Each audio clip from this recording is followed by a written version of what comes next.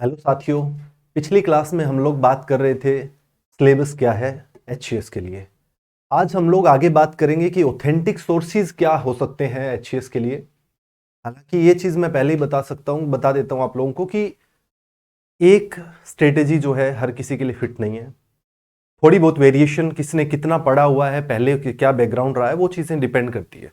But still जो है कुछ एक कॉमन चीज़ें हैं जो इतनी करनी ही चाहिए हर किसी को, जिसका जो भी स्टैंड है। तो उस आधार पर मैंने जो सोर्सेज बनाए हैं उनको एक बार अगर आप लोग देख लेते हैं तो आपकी तैयारी को एक बहुत अच्छा बूस्ट मिल जाएगा। ठीक है, तो शुरू करते हैं एक एक करके, एक एक सब्जेक्ट वाइज जो है मैंने सोर्सेज बताए, जो बताने हैं आपको वो देखते हैं। राइट, तो सबसे पहले आपका ऑथेंटिक सोर्सेज में पीवाईक्यू, जब मैं वर्ड यूज कर रहा हूं तो पीवाईक्यू जो है यूपीएससी के देखने, प्रीवियस ईयर क्वेश्चंस जो है वो यूपीएससी के देखने आप लोगों को। मृणाल पटेल की 29 ईयर्स का प्रीवियस ईयर क्वेश्चंस का यूपीएससी का पूरा एक बुक आता है, उसको मैं रेकमेंड कर रहा हूं आप लोगों को जब पीवाईक्यू की बात कर रहा हूं तो। ठीक है, तो प्रीवियस ईयर क्वेश्चन में जहां भी लिख रहा हूं तो उसका अर्थ यही है कि आप लोगों को प्रीवियस ईयर क्वेश्चंस में मृणाल पटेल सर की 29 ईयर्स अभी अपडेटेड आ गई होगी, या जिसके पास पहले से है तो उसको लेने की आवश्यकता नहीं है, जो पहले वाली रख लें। ठीक है, तो सबसे पहले देखिएगा, सबसे पहले हम लोग बात करें ज्योग्राफी के लिए। ज्योग्राफी आप लोगों ने जितनी भी पढ़ी हुई है पहले, दैट्स गुड। लेकिन जो बच्चा पहले नहीं पढ़ा हुआ है, 11th-12th की एनसीईआरटी अच्छी ढंग से 1 2 3 जितनी बार भी पढ़ सकता है उसको पढ़ लेनी चाहिए। ठीक है, तो 11th-12th की एनसीईआरटी विद एटलस पढ़नी है आप लोगों को। ठीक है, प्लस में घटना चक्र या पीवाईक्यूज दोनों में से कुछ भी लगा दो। घटना चक्र की जो बुक्स आती है ये बुक्स भी बहुत अच्छी है, ये सब्जेक्ट वाइज बुक्स आती है, ये भी अच्छी बुक्स है, जिनमें से आप जो है ना पर सब्जेक्ट, जैसे कि मैंने ज्योग्राफी के लिए बताया था, ज्योग्राफी में जितने भी स्टेट लेवल पे पीसीएस हुए, यूपीएससी के क्वेश्चंस भी इसके अंदर इंक्लूडेड है, एक सब्जेक्ट के ज्योग्राफी के। उसी प्रकार पॉलिटी की आएगी तो पॉलिटी के, तो अलग अलग। तो उसमें आप लोग पीवाईक्यूज भी देख सकते हो या फिर घटना चक्कर वाले देख सकते हो क्वेश्चन, दोनों ही में से कोई सा भी, इसलिए बीच में मैंने ये लगा दिया और, यानी पीवाईक्यूज। ठीक है, यानी 11th-12th का एनसीईआरटी विद एटलस तो आप लोगों को करना ही है। इसको 2 3 बार 4 बार जितनी बार कर सकते हो अकॉर्डिंग टू योर कैपेबिलिटी कर लेना है। उसके बाद जो है पॉलिटी की बात करें तो पॉलिटी में एम लक्ष्मीकांत देखो अभी सब्जेक्टिव है और एक एमसीक्यूज है। पहले जिसने पॉलिटी पढ़ी हुई है वेरी गुड, नहीं पढ़ी हुई है तो थोड़ा सब्जेक्टिव पढ़ ले, और क्वेश्चंस जो है ना प्रीवियस ईयर क्वेश्चंस वो देख लें कि किस प्रकार के क्वेश्चंस बन रहे हैं पॉलिटी में, ताकि जब आप एम लक्ष्मीकांत को पढ़ोगे तो अप्रोच वो रख सको, है ना। तो अप्रोच वो रखनी जरूरी है। तो पीवाईक्यूज और साथ में एमसीक्यूज की एक बुक आती है एम लक्ष्मीकांत की, तो एक सब्जेक्टिव आती है एम लक्ष्मीकांत और एक एमसीक्यूज की आती है, वो दोनों आप रखेंगे, जिससे एमसीक्यूज से आपकी प्रैक्टिस भी हो जाएगी, क्योंकि बिना प्रैक्टिस के चीजें नहीं होने वाली है। तो आपने जो भी पढ़ा topic wise proper important topics, जैसे कि हम लोग डिस्कस भी कर लेंगे कि पॉलिटी पढ़ते टाइम कौन से टॉपिक्स को ज्यादा तवज्जो देनी है, ज्यादा क्वेश्चंस कहां से बन सकते हैं, इस प्रकार के टॉपिक डिस्कस हम लोग कर लेंगे। बट बड़े स्तर पर जो है एम लक्ष्मीकांत की बुक अच्छी है, इसको आप लोग पढ़ सकते हैं। राइट, इसके बाद पॉलिटी के बाद जो नेक्स्ट आपका है हिस्ट्री। देखो हिस्ट्री जो है 3 पार्ट्स में डिवाइड है, प्लस में आर्ट एंड कल्चर भी है। तो एंशियंट और मिडिवल हिस्ट्री के लिए लूसेंट की जो जीके की बुक आती है, लूसेंट जीके, तो एंशियंट और मिडिवल हिस्ट्री के लिए लूसेंट जीके आप लोग जो है उसमें से वो फैक्ट्स रटने पड़ेंगे आप लोगों को। वो चाहे 1 पेज 2 पेज 3 पेज जितना भी आपका कैपेबिलिटी है उसके अकॉर्डिंग जो है अभी से ही रटना शुरू कर लो, चाहे उसको याद करना जो जैसा आप कर सकते हो उसी में से वो पढ़ना पड़ेगा। एंशियंट और मिडिवल का बहुत ज्यादा नहीं चाहिए, एंशियंट और मिडिवल में केवल लूसेंट की बुक मोर देन सफिशिएंट है, और कुछ भी नहीं करना है। बाकी पीवाईक्यूज देख लेने हैं, क्योंकि पीवाईक्यू से अंडरस्टैंडिंग बन जाए, क्योंकि उसमें कोई करंट अफेयर्स तो नहीं होता ना, तो करंट अफेयर नहीं है तो वो चीजें आप उसी के अकॉर्डिंग देख सकते हैं कि इस प्रकार के क्वेश्चन बनते हैं, तो पढ़ते टाइम अप्रोच भी वैसी रख पाओगे। ठीक है, प्लस मॉडर्न की अगर बात करें तो स्पेक्ट्रम है, बट स्पेक्ट्रम की बुक जो है वो आजकल बहुत ही लेंथी बुक आती है। अब इतनी लेंथी बुक आप लोग पढ़ पाएंगे ये आप लोगों को देखना है, क्योंकि बुक लेंथी है तो उसमें हर बच्चे का अलग अलग लेवल है, पहले किसी ने पढ़ रखी है, पहले किसी ने नहीं पढ़ रखी है। तो स्पेक्ट्रम के अंदर पहले जिसने नहीं पढ़ रखी है वो थोड़ा इंपॉर्टेंट टॉपिक्स को पढ़ ले उसमें से, और लास्ट में समरी है हर चैप्टर के बाद में, उस समरी को अच्छे से पढ़ लो बस।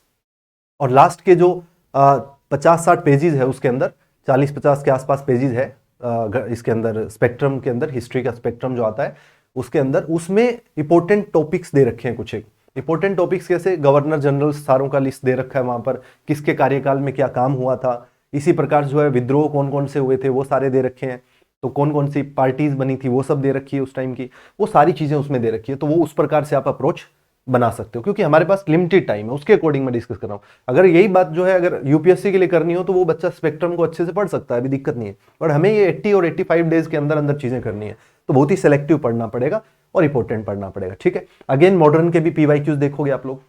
आर्ट एंड कल्चर, अब इसमें art and culture specially mentioned है आपके सिलेबस के अंदर, तो इसको आप छोड़ नहीं सकते। आर्ट एंड कल्चर के लिए 11th का एनसीईआरटी है आर्ट एंड कल्चर का, 11वीं क्लास का फाइन आर्ट्स का, an introduction to Indian art, more than sufficient, पढ़ लेना।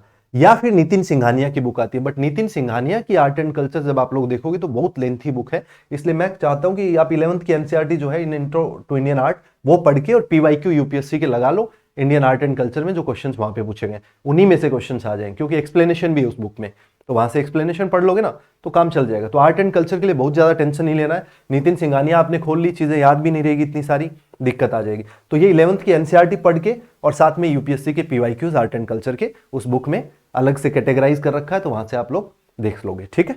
ये हो गया। या फिर क्या हो सकता है, इसमें आप लोग हिस्ट्री का घटना चक्कर ले सकते हो। हिस्ट्री के घटना चक्कर में एंशियंट, मिडिवल, मॉडर्न तीनों के ही चीजें दे रखी है आपको, तीनों ही जो है ना, एंशियंट का भी, मिडिवल का भी, मॉडर्न का और आर्ट एंड कल्चर, इन चारों के क्वेश्चन जो है घटना चक्कर की हिस्ट्री की जो बुक आती है उसके अंदर मेंशन्ड है, प्रॉपर तरीके से दिए हुए, तो आप वो कर सकते हो। तो आपके पास दोनों में से एक चॉइस कोई सी भी कर लेना, जितना आपके पास पहले से आपका बेसिक्स क्लियर है तो उसके अकॉर्डिंग आप लोग देख लेंगे। बेसिक क्लियर है वो ज़्यादा प्रैक्टिस पे फोकस करे और रिवीजन पे फोकस करे, उसको टाइम नहीं लगे। बट इनिशियली कोई बच्चा जो पहली बार तैयारी करना शुरू कर रहा है उसको बड़ी दिक्कत आ सकती है, ठीक है। सो ये सोर्सेज आपके हिस्ट्री के, हिस्ट्री को देखो मैंने एक पेज पे पूरा हिस्ट्री बनाया, इसका मतलब हिस्ट्री का तवज्जो समझ रहे हो तुम लोग कितना ज़्यादा है, वो बात में बात करेंगे हम लोग, तो बाद में डिस्कस कर लेंगे। नाउ साइंस, अब साइंस का पोर्शन भी अच्छा खासा पूछा जाता है, इसमें 6 to 10th एनसीईआरटी हो सकती है आपकी। इसके अलावा लूसेंट साइंस, बस लूसेंट साइंस जो है काम चल जाएगा, और 6 to 10th एनसीईआरटी पे एक नजर मार दो बड़े स्तर पर, बहुत डिटेल में नहीं पढ़ना है। और पर्टिकुलरली जिसको लूसेंट साइंस ही अच्छे से पढ़ना है वो 9th to 10th एनसीईआरटी पे नजर मार लो अच्छे से। लेकिन एनसीईआरटी पढ़ते टाइम उनके पीछे जो एक्सरसाइज दी होती है उनको जरूर करना है, इस बात को नहीं भूलना है। वो एक्सरसाइज जो लास्ट में दे रखी है उसको तो पढ़ना ही पढ़ना है, जैसे ही चैप्टर ओवर होता है लास्ट की एक्सरसाइज पढ़ना है, ठीक है। प्लस पीवाईक्यू या घटना चक्कर, यूपीएससी के पीवाईक्यूज में साइंस का बहुत ज्यादा नहीं मिलेगा आप लोगों को, इसलिए मैं कहता हूं कि यूपीएससी के पीवाईक्यूज करने की बजाय साइंस के लिए घटना चक्कर अपना लेना आप लोग।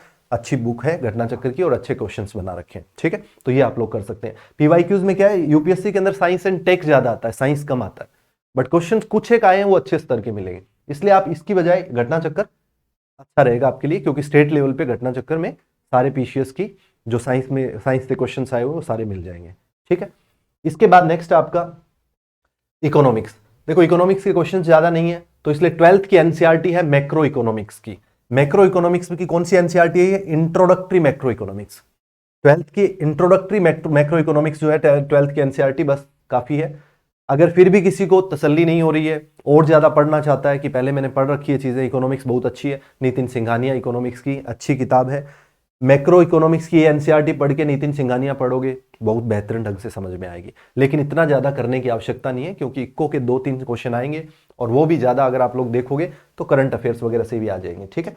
इसके बाद जो है आपका नेक्स्ट आपका ईवीएस। ईवीएस में क्या है, बेसिक्स, ईवीएस का बेसिक्स। अगर किसी के पास कोई शॉर्ट नोट्स है तो बहुत अच्छी बात है, अदरवाइज जो टेलीग्राम चैनल है अपना उसका लिंक भी दिया होगा इसमें, आपकी वीडियो के नीचे लिंक भी मिल जाएगा, उस पर मैं क्लास नोट्स जो है इसके डाल दूंगा, जो कि बहुत ही कम पेजेस के अंदर कंसाइज से नोट्स है, तो वो आप लोग देख सकते हो। या फिर एक बुक आती है शंकर आईएएस की, बट बहुत लेंथी है, नहीं करना है, एचसीएस के लिए बिल्कुल भी नहीं छेड़ना है इसको। पीवाईक्यूज देखना है पीछे का, ठीक है, पीवाईक्यूज देख लेना है थोड़ा सा, जिसमें ट्रेडिशनल क्वेश्चंस होते हैं, वो वाले पीवाईक्यूज से आपको आइडिया आ जाएगा, ठीक है। तो कोई भी शॉर्ट से शॉर्ट रखना ईवीएस को, बहुत ज्यादा कोई भी स्टैंडर्ड बुक नहीं पढ़नी है, क्योंकि इतना टाइम है ही नहीं हमारे पास। हरियाणा जीके के लिए अरिहंत है ऑल ओवर, अरिहंत ही ठीक बुक है, क्योंकि इंग्लिश मीडियम में भी अवेलेबल है ये, हिंदी मीडियम में भी अवेलेबल हो जाएगी, तो अरिहंत की बुक जो है वो ठीक ठाक बुक है, इसके पीछे एक्सरसाइज भी है, वो भी कर सकते हो। तो हरियाणा जीके के लिए अरिहंत काफी है। हरियाणा का करंट अफेयर्स जो पूछा जाएगा वो आपको देख लेंगे किस प्रकार से चीजें करनी है। ओवरऑल करंट अफेयर की अगर मैं बात करूं तो मैगजीन एक पकड़ लो, कोई भी एक मैगजीन पकड़ लो, मतलब विजन की पकड़ लो, चाहे विजन आईएएस की मैगजीन आती है, आप लोगों को गूगल पे मिल जाएगी, डाउनलोड कर सकते हो वहां से, मंथली मैगजीन आती है उनकी। बट मंथली मैगजीन में पेजेस है आपके, उसके मैगजीन के अंदर एक महीने में 150 के आसपास पेजेस होते हैं, या 100 से 150 के बीच पेजेस होते हैं। बट इतने पेजेस तुम लोग क्या हर महीने के पढ़ पाओगे और उनको रिवाइज कर पाओगे, इसलिए उनमें से इंपॉर्टेंट टॉपिक्स ही पढ़ना है, उनको बार बार रिवाइज कर सको। ठीक है, तो 80 डेज के अंदर अगर डेली अगर आप लोग जो है 1 घंटा के आसपास करंट अफेयर्स को दे पाते हैं तो एक मैगजीन जो है, कोई भी एक मैगजीन पकड़ लेनी है। और अभी कौन से महीने से शुरू करनी है ये हम लोग स्ट्रेटेजी डिस्कस करेंगे तो उसमें कर लेंगे, बट कोई भी एक मैगजीन आपको ले लेनी है। ठीक है, तो करंट अफेयर्स इससे हो जाएगा, दिक्कत वाली बात है नहीं। ठीक है, इसके बाद फिर क्या बच गया? C set. This is the most important thing, क्योंकि अगर ये नहीं है तो फिर आप पहली पारी में ही पिछड़ जाएंगे और आपका जीएस में कितना ही बड़ा स्कोर हो उसका कोई महत्व नहीं रहेगा। तो C set is now it is very important. तो सी सेट में क्या पढ़ोगे? सिविल सर्विसेज एप्टीट्यूड टेस्ट का जो आपका सिलेबस है उसमें कॉम्प्रीहेंशन, मैथ्स, रीजनिंग, इसके अलावा इंटरपर्सनल स्किल्स, डिसीजन मेकिंग्स वगैरह चीजें हैं। बट आप कॉम्प्रीहेंशन जो है वो यूपीएससी के जो पीवाईक्यूज है उनको प्रैक्टिस करो एक बार। यूपीएससी में जो कॉम्प्रीहेंशन पूछे गए हैं, ये मृणाल सर की जो बुक मैं बता रहा हूं इसमें वो चीजें भी अवेलेबल है, तो वहीं से जो है आप कॉम्प्रीहेंशन को प्रैक्टिस कर लेंगे। तो कॉम्प्रीहेंशन वहां से आप जितनी प्रैक्टिस कर लेंगे उतना काफी आपके लिए, आप कर पाओगे। आप एक बार आइडिया लग गया कि कॉम्प्रीहेंशन किस प्रकार से, दिक्कत खत्म है, कोई समस्या नहीं आएगी। ठीक है, उसके बाद मैथ्स और रीजनिंग के भी क्वेश्चंस वहां पर अलग अलग कर रखे हैं, अर्थमेटिक से क्वेश्चन जो पूछे गए हैं उसी बुक से पीवाईक्यू से वो देखना है। बेसिक मैथ्स और रीजनिंग आप लोगों को करना है, अर्थमेटिक आपको करना है, रीजनिंग जो बेसिक लेवल पे सभी एग्जाम्स में आनी है उतनी रीजनिंग करनी है, उससे ज्यादा नहीं करने की जरूरत है। लेकिन प्रीवियस ईयर में भी लास्ट जो है ना, मैं आप लोगों को अगर प्रीवियस ईयर का कह रहा हूं, इसमें लास्ट जो है 5 to 10 ईयर मैक्सिमम, और 10 भी जाने दो, आप 5 साल का ही लास्ट पे ज्यादा से ज्यादा देखने का कोशिश करना। जो लास्ट 5 ईयर का ट्रेंड जो है यूपीएससी का, उसी को ही देखने का कोशिश करना, बहुत पीछे जाने की जरूरत नहीं है। ठीक है, कॉम्प्रिहेंशन में भी यही अप्रोच, मैथ्स और रीजनिंग में भी यही अप्रोच, क्योंकि एचसीएस ने भी यूपीएससी का जो सीसेट है उसी तरह की अप्रोच अपना रखी है, उसी तरह के क्वेश्चंस पूछे जा रहे हैं। तो आप लोग भी ऐसी अप्रोच अपनाएंगे कि लास्ट 5 ईयर्स के ही कॉम्प्रिहेंशन और मैथ्स और रीजनिंग के ज्यादा तवज्जो देंगे। अगर ज्यादा टाइम है आपके पास, जो कि हम लोग स्ट्रेटेजी में डिस्कस करेंगे कि कितना टाइम देना है सीसेट को, उसके अकॉर्डिंग आप लोग देख लेंगे कि कितने टाइम में आप लोग ये चीजें कर पाते हैं।